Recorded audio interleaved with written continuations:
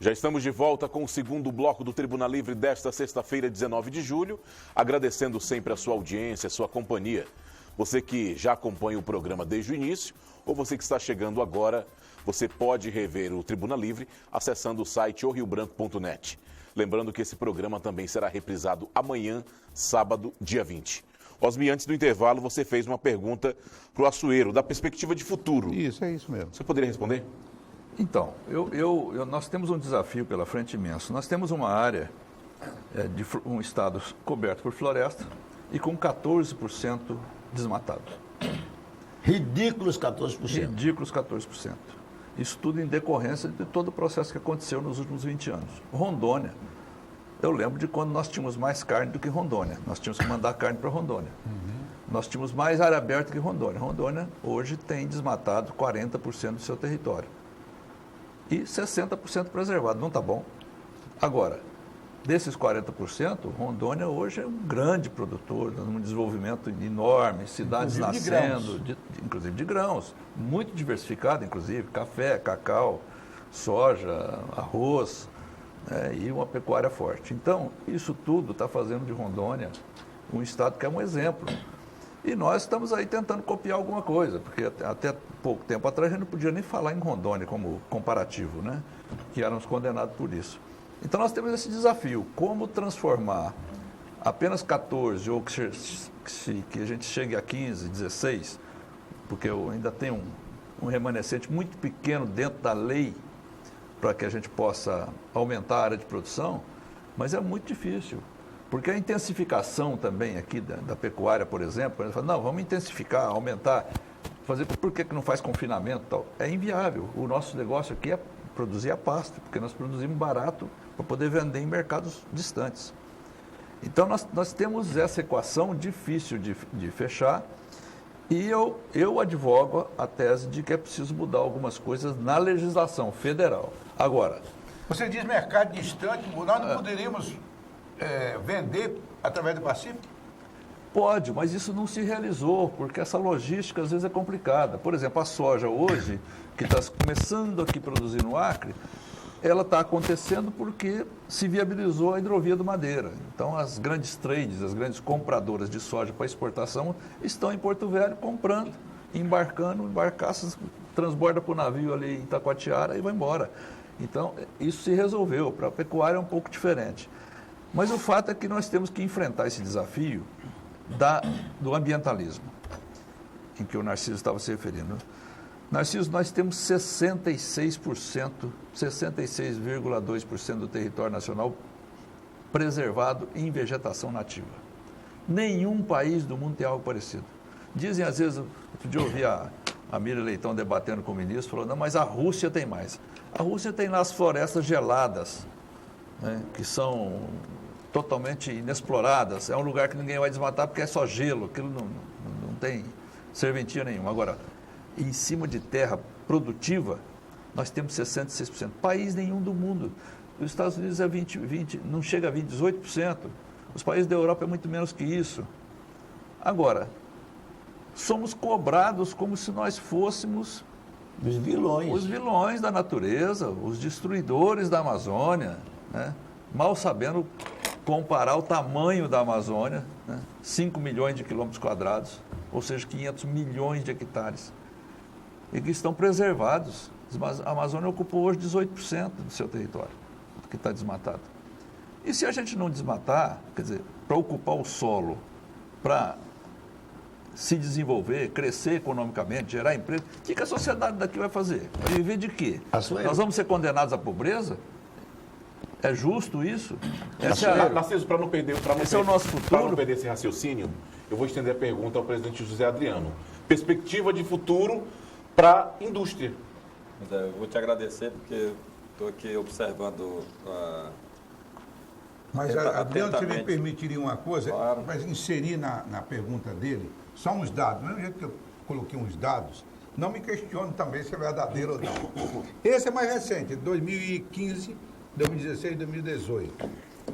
E eu tirei do Portal da Indústria.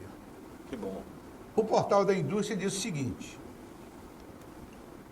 nesse ano, 2016, esse aqui eu acho que foi 2016, o modelo de desenvolvimento do governo do Acre, sustentado numa economia verde, está contrariando aqui o nosso presidente, foi decisivo para o estabelecimento de cenários macroeconômicos e logísticas favoráveis à atração de investimentos privados. É real. Muito bem. Eu vou responder a sua pergunta, mas quero fazer algumas observações do ponto de vista do Açoeiro. Eu concordo que nós tivemos aí inúmeros erros, mas nós não podemos deixar de respeitar que as políticas públicas também foram equivocadas, não só a nível de Acre, mas a nível de Brasil. E a Amazônia, ela sofre, não é de agora, não é por conta dos últimos 10, 20 anos, não. A Amazônia, ela já sofre, a própria Constituição, como foi colocado aqui no início, já cometeu um erro muito grande quando se pensou na questão, e nós estamos discutindo sobre isso, né, nesse momento, se pensou na questão de equacionar as distorções tributárias com a criação da Sudam e de outros organismos de fomento que pudesse equilibrar. Ou seja, se colocou dessa forma, uma forma que eu imagino que era justamente para iludir toda a situação da população região norte, que sempre foi crítica, assim como a do Nordeste, de não fazer investimentos em tecnologia e infraestrutura perene. Eu vou dar um exemplo disso. A nossa logística ainda é de 80 anos atrás ou mais. Nós estamos hoje ainda sonhando com uma ponte do Madeira que liga esse estado ao resto do país. Nós estamos falando de opções de transportes fluviais que nós não temos. Nós vivemos ainda dentro de uma cultura de esperar que o governo faça tudo.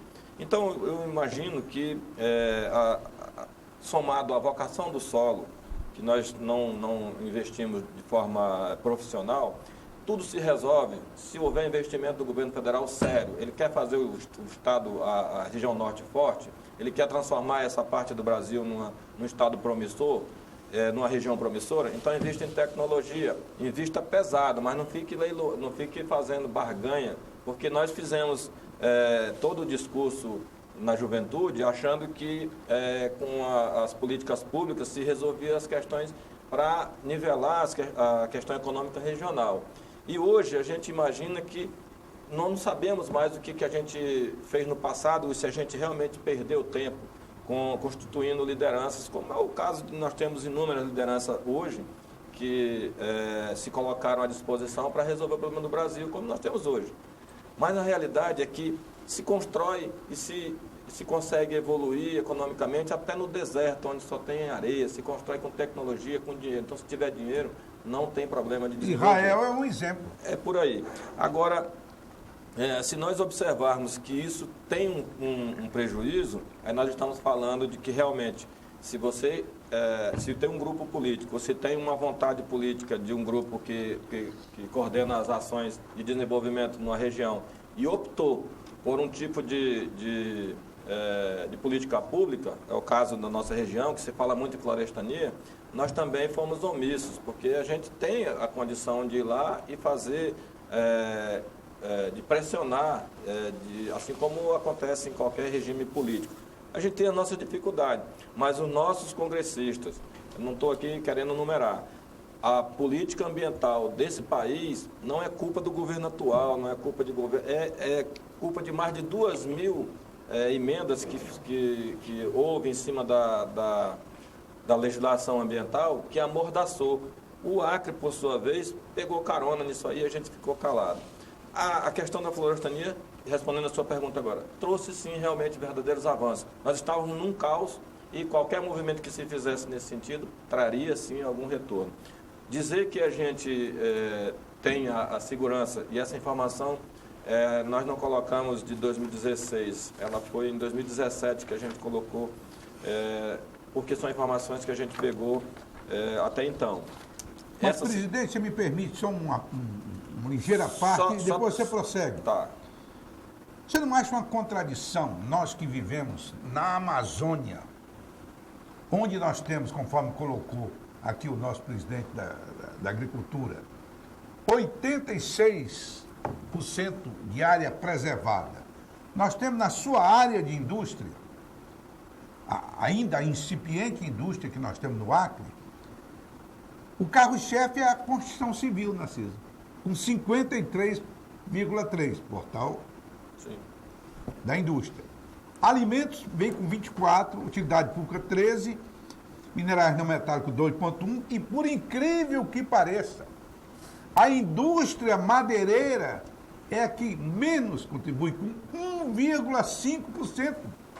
Ok, Ela é insignificante, a indústria madeireira, para quem mora na floresta. tá certo. Não é uma Bom, contradição? Açoeiro, Mas deixa ele... Mas deixa eu concluir agora, porque na verdade, eu não estou aqui justificando números que a gente pegou, nós absorvemos a informação, mas é claro que se você observar, Osmir, que em 2009, o estado do Acre passava por situação muito crítica e nós tivemos sim um crescimento e isso aí você não pode negar, houve evolução em todos os aspectos. Se isso é resultado de uma política de florestania que trouxe investimento, eu não sei, mas eu sei que houve investimento sim do governo federal, desde o Fernando Henrique Cardoso até a presidenta Dilma e continuado pelos programas de governo que o Temer finalizou. Esse é um resultado que a gente tem e esses números mostram sim, tanto no que você consegue observar as mudanças que nós temos físicas nesse estado. E nós estamos falando de todo tipo de política dentro, desde a política vertical como a transversal também nessa questão de inclusão, foi sim responsável por crescimento. Nós sim, e aí eu concordo com a Açoeiro, fizemos uma opção. Rondônia fez outra opção. Naquele momento lá era momento de decisão. Se vocês olharem para a situação geográfica de Rondônia, nós já estamos perdendo em relação ao olhar de Brasília, que nós estamos mais distantes do centro-sul e sudeste. Então, todo o nosso insumo é importado. Então, a nossa construção civil aqui, ela vive e ela está na ponta de todo esse consumo dessa matéria-prima que nós não temos que importar. Assim também a indústria de alimentos. Então, ou a gente toma uma decisão agora, e se é que é mais sensato se falar em fazer uma grande mudança, é importante dizer que hoje não adianta mais pensar como há 20 anos atrás. Ou se envolve tecnologia em tudo que se vai fazer, eu estou falando que vai desde a construção civil até a parte do agronegócio, não se adianta se pensar olhando para trás. E também, só fazendo uma observação, seu Osmir, a cultura da nossa região, nós temos 22 municípios e nós temos ali 4 que são chamados de isolados. Isso para mim é absurdo. Ou a gente começa a fazer isso, o desenvolvimento desse estado do Acre começa pelos municípios, ou então nós vamos viver como um corpo humano em que só a cabeça cresce, como é o caso de Rio Branco. Açoeiro, nós chegamos aqui no Acre mais ou menos na mesma época, né? Foi. 77, 78. E naquela época, houve um fenômeno de natureza econômica que diferenciava o Acre de Rondônia. Que fenômeno foi esse, Francisco? Em 1972, 73, 74, não é isso? Os sulistas, paulistas, que tinham vocação para a pecuária, vinham para o Acre. E os vocacionados para a agricultura ficavam em Rondônia. Existiu isso? Mais ou menos. Mais ou menos, né? Mas eu fico satisfeito com mais ou menos. E se dizia, naquela época, e eu vi isso muito na casa de João Branco, que reunia os fazendeiros, os grandes fazendeiros sulistas que vinham aqui, entre os quais o Zé Tavares do Couto, que era irmão do seu sogro, era o Bico de Carvalho, era quem... É muitos. E muitos. Pois não, os melhores, os mais qualificados agropecuaristas do Brasil. Foi. Alguns deles que tinham trazido o gado Nelore da Índia, Foi. transportado de avião. E definia o Acre como sendo.